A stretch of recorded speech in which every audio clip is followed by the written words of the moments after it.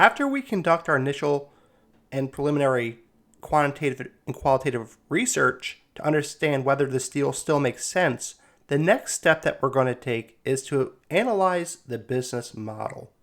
And what we're going to do is take the time and explore the business's critical operational processes. When we're done, we're going to understand a few things. 1, how it delivers products and services. 2, customer acquisition, how is that done, and scalability. So with products and services, we're going to ask a few questions and get to understanding on a few different levels. We want to know, does the business rely on suppliers, third-party manufacturers, or internal teams to deliver its products or services? Are there any operational bottlenecks that could hinder growth? With customer acquisition, we want to know, how does the business acquire and retain customers?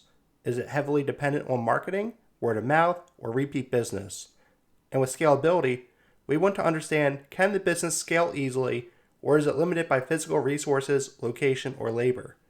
Considering whether expanding operations, entering new markets, or introducing new products or services is feasible is going to be key to understanding whether business is actually scalable or not. So that's what we're going to dive into in this section here. We're going to start with revenue streams. When you're analyzing the business model, you want to identify the business's main revenue streams and their relative contribution to the overall income. You want to understand, is the company reliant on a few key clients or products, or is its revenue diversified across a broader base? Revenue diversification is very important. Businesses with multiple revenue streams are typically less risky. For instance, a restaurant that offers catering services, private events, and regular dining will be more resilient than one that just offers dinner or catering services during slow periods. So it's making a business more resilient.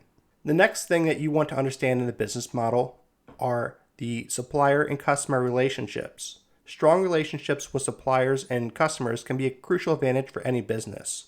When you have supplier dependencies, you want to consider, is the business overly reliant on a single supplier, or does it have multiple sources for key inputs? And as far as customer concentration, businesses with a few large customers may be vulnerable if one of those customers leaves for any reason. You want to ensure the customer base is diverse enough to sustain the business even if a major client is lost.